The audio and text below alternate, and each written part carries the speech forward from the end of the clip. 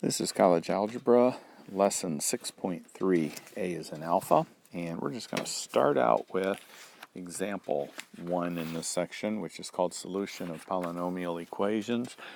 It seems that so much of this is done with a graphing calculator, but there's a few things that are done with basic algebra, so we're going to kind of hit both of those. So here's your equation for example 1, and they're asking, first of all, for A, what are the zeros? Okay, the zeros of that. And then B, they're asking for the solution P of x equals 0. And C, they're asking for the x-intercepts. Now, one of the things that you'll find, these are all the same.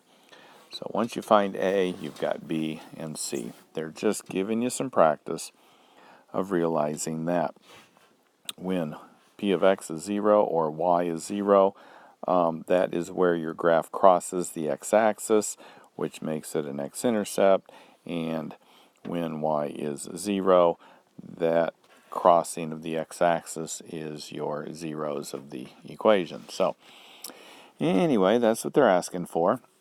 So let's look at this equation here. All right, so what we're looking for is, when is this whole thing equal to 0? Well, if you know your multiplication, any number, any letter, anything times 0 is 0. So as long as one of these parentheses is 0, then when we multiply it, so for example, let's say that this one is 0. It doesn't matter what this number is or this number is. When you multiply these three, you're going to get 0 for an answer because that's 0. So really all we're looking for is, what makes that 0? What makes that 0? And what makes that 0? Okay? Those numbers will make this value here 0 and give you a graph that looks somewhat like this. Okay? And that also tells you that we have 3 answers, and that most likely this is a cubic function. If we multiply all these together, we're going to get an x cubed with a bunch of other stuff following.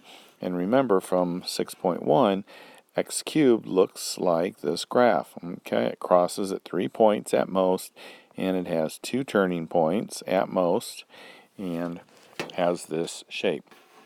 Plus, another thing that you remember is it goes up there, it goes down there, so therefore it has to be an odd number of exponent. Okay, so lots of information there that kind of clues you in on what you're looking for. Okay, so jump to example 2. A box is formed by cutting a square. All right, so we've got this, basically this box that we're trying to make, and we're using the formula.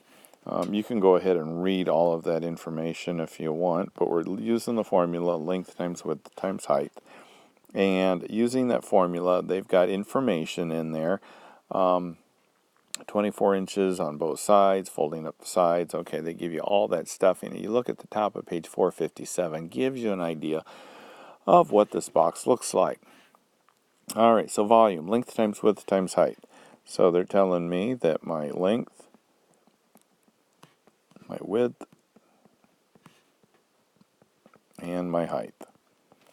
All right, so knowing that information, if one of these is 0, that's going to make this here 0. Okay? So, what are they asking for? Where, let's see. Using V equals LWH, the volume of the box is given by this, where X is the length of the side of the square that is cut out. All right, so A is asking, use the factors of V to find the values of X that give volume 0. So we're looking for when that is 0. So basically we're looking for the zeros of a function. Where does this graph cross the x-axis? Because at that point y is going to be 0. Okay, so we use the zero product formula to figure this out. So if that's the case, then each one of these we set equal to 0 to find out what x has to be to make that a true statement. Okay, these are both, these are both the same. And x equals 0. All right, so x is going to be 0. So that's one factor that would give me the volume 0. The other one would be if my x was 12. See, since both of those are the same, we only really have one answer here. 24 minus 2x equals 0. Negative 2x equals negative 24. Divide by negative 2. Divide by negative 2. X equals 12. Okay, so both of those answers will give me 0. Okay, so that's A. B says graph the function that gives the volume as a function of the side of the square that is cut over an x interval that includes the x values found in part A. So basically what you're going to do, you're going to take this equation and put it in your graphing calculator, and you will get figure 6.23a. Okay? That's what you're going to get there. All right. And it's going to graph from, let's go ahead and put that picture on here. Okay, so there is the picture. And notice here, it says for C, what input values must make sense for this problem, which means what numbers can I put in here for x that are actually going to give me a box when I'm done. Okay, so that being the case, it will only work if x is greater than 0 and less than 12, because at 12 we're back to 0. Sure, these numbers here could make us a box, but we only have numbers between 0 and 12 that we can really focus on. These numbers less than here would give me a negative length, which you can never have. Okay, a length right here gives you a 0 length, which you cannot have. So it has to be between those two. And from the instructions that they gave us, we can't have any squares larger than 12 because there won't be enough material in order to make the box. So it's not going to work for numbers larger than 12 either. Okay, so that gives us this right here.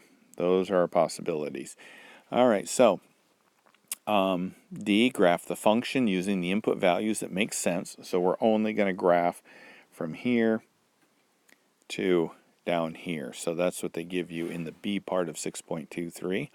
And for E, it says use technology to determine the size of the square that should be cut out to give the maximum volume. Okay, so use technology to find that, and you just use the maximum feature on your graphing calculator, or you can just kind of look here and say, okay, the maximum place here is going to be around 4-ish. Okay, so you can get an idea here. You're going to get exact using your graphing calculator. All right, so let's go to example number 3, and has to do with photosynthesis. The amount y of photosynthesis that takes place in a certain plant depends on the intensity of the light present. According to the function, y equals 120x squared minus 20x cubed. Okay, so that's the formula, and x is the intensity of the light, or what they call lumens. Okay, it tells how bright the light is. The model is valid only for non-negative x values. Okay, so the intensity cannot be negative. That produce a positive amount of photosynthesis. Okay, so A, graph this function with the viewing window large enough to see 2 turning points. So there is the graph with our 2 turning points here, and here. And use factoring to find the x-intercepts of the graph. So they're not asking you to find the x-intercepts looking at the graph 0 in 6. They want you to use factoring in order to do that. So we're going to take this problem here. We're going to factor a 20x squared out, leaving me with a 6 here minus x here. And so 20x squared has to equal 0, or 6 minus x has to equal 0. Okay, that being the case, x squared equals 0, or x equals 0. Here we have 6 equals x. So we have those two answers here as far as the x-intercepts of the graph, and that shows to be true here, 0, and x is 6. What non-negative, this is C, what non-negative values of x will give positive photosynthesis? Okay, so from what we have here, we are going to have positive photosynthesis. It says what non-negative numbers, so we're going to have here all the way around to here. Anything below this x-axis gives me negative photosynthesis. So it starts here and goes here. So it's basically it is 0 is less than x, which is less than 6. That's what we're looking at. At 0 and 6, we hit 0 photosynthesis, which means it doesn't exist. And so we're not going to include 0 or 6 with that. Letter D says graph the function with a viewing window that contains only the values of x found in part C and non-negative values of y. So we're just looking at this right here, and we see that our x is going to be between 0 and 6, and our y is going to be between 0 and, let's make it 700, because we're not sure that this is exactly 6. In fact, it might be a little bit more. So our window should be 0 to 700 for our y, and that'll show the only answer that we have in this particular model. All right, so I am going to shut this off and do 6.3b as we go to solutions using factoring by grouping.